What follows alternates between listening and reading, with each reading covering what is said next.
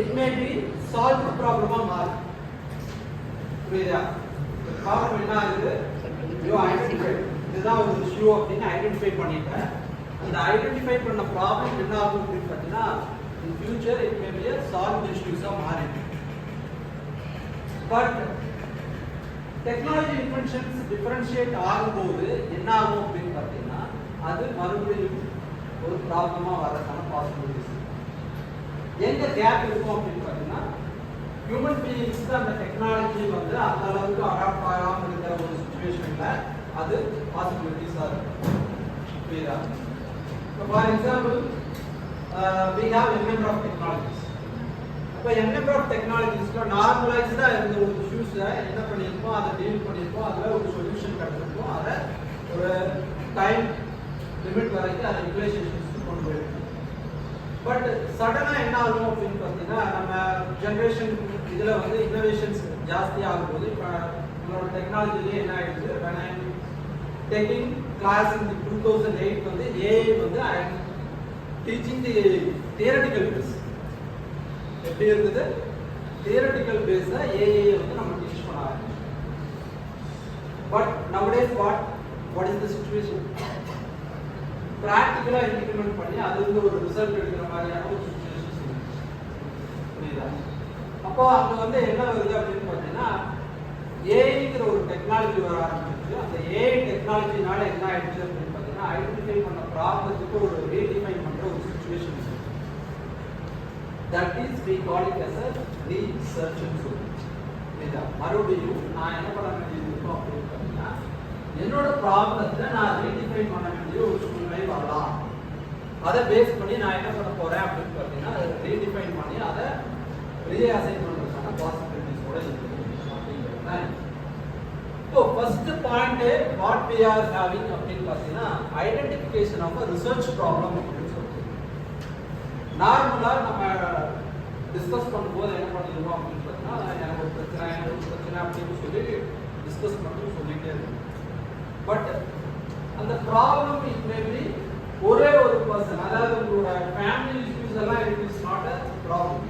ஓகேவா? சொசைட்டிக்கு ஒரு பெரிய இஷ்யூவா இருக்கு அப்படின்னா அதை வந்து you consider for research problem. ஒரு சொசைட்டி டோட்டல் சொசைட்டியே அதனால எஃபெக்ட் ஆகுது, ஹியூமன் பீயிங்ஸ் எஃபெக்ட் ஆகிறாங்க, இல்லாட்டி அனிமல்ஸ் எஃபெக்ட் ஆகுது, இந்த மாதிரி இருக்கிறது எல்லாத்தையும் பண்ணலாம் அப்படின்னு பார்த்தீங்கன்னா we call it as a research problem.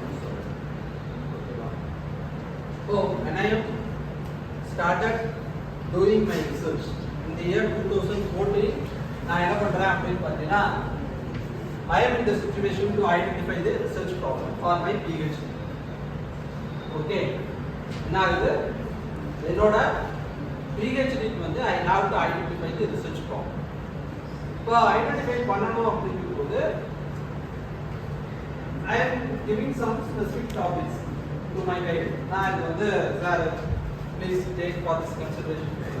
Some of the topics are given to my guide. அவர் என்ன பண்றாரு அப்படின்னு பார்த்தீங்கன்னா அவர் ஸ்டடி பண்ணி எல்லாம் பார்த்துட்டு இந்த ப்ராப்ளம் வந்து எப்படி நீங்க இப்போ எனக்கு டைட்டில் சொல்றீங்க. இப்போ மினி ப்ராஜெக்ட்ஸ்க்கு you are giving some title. அது சம்டைம்ஸ் நான் என்ன பண்றேன் ரிஜெக்ட் பண்ணுவேன், சம்டைம்ஸ் வந்து அக்செப்ட் பண்ணிக்குவேன். இப்போ இந்த மாதிரியான சுச்சுவேஷன்ல தான் நானும் இருக்கேன் 2014. என்னோட மெயின் எம்பில் ஆஃப் ஆக்டிவிட்டீஸ்ல வந்து நான் பண்ண ரிசர்ச் ஆக்டிவிட்டீஸ் என்ன அப்படின்னு பார்த்தீங்கன்னா மல்டிலிங்குவல் ப்ராசஸ் ஆஃப் ஆக்டிவிட்டீஸ்ல ரிசர்ச்சாக எடுத்து பண்ணிருக்கேன்.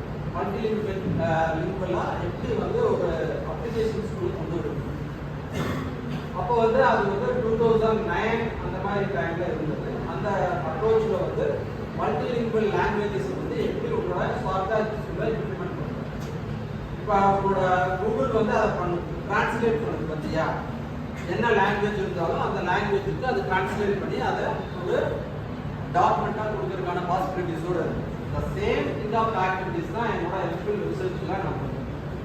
பட் பிஹெச்டின்னு வரும்போது அது it's comes at which category அப்படின்னு பார்த்தீங்கன்னா it's comes at software engineering அப்ரோச்சுக்குள்ள வரும். எதுக்குள்ள? சாஃப்ட்வேர் இன்ஜினியரிங்கிற ஒரு கான்செப்ட்ல ஒரு டெக்னாலஜிக்குள்ள கொண்டு வர மாதிரி இருக்கு. அந்த சாஃப்ட்வேர் இன்ஜினியரிங்ல what is the possibility to do research அப்படிங்கிற ஒரு question. if I am discussing with many PhD peoples, யாரெல்லாம் இருக்காங்களோ அவங்க கூட எல்லாம் போய் டிஸ்கஸ் பண்றேன், இது ரிலேட்டடா என்ன பண்ண முடியும், எப்படி பண்ண முடியும், இதுக்கான பாசிபிலிட்டிஸ் என்ன அப்படிங்கறது எல்லாத்தையும் டிஸ்கஸ் பண்ண ஆரம்பிச்சேன். அப்போ சீனியர் பீப்புள்ஸ் ஆல்சோ தேர். அப்போ PhD பீப்புள்ஸ் அவங்க கிட்ட டிஸ்கஸ் பண்ணும்போது அவங்க என்ன சொல்றாங்க அப்படின்னு பார்த்தீங்கன்னா, this is almost freeze. Software இன்ஜினியரிங்ல ரிசர்ச் அப்படிங்கிறது என்ன சொல்றாங்க அப்படின்னு பார்த்தீங்கன்னா, இது ஆல்மோஸ்ட் ஃப்ரீஸ் டிஸ்ட்ரிபியூஷன். இதுல வந்து உனக்கு பண்றதுக்கான பாசிபிலிட்டிஸ் கிடையாது அப்படின்னு சொல்ல.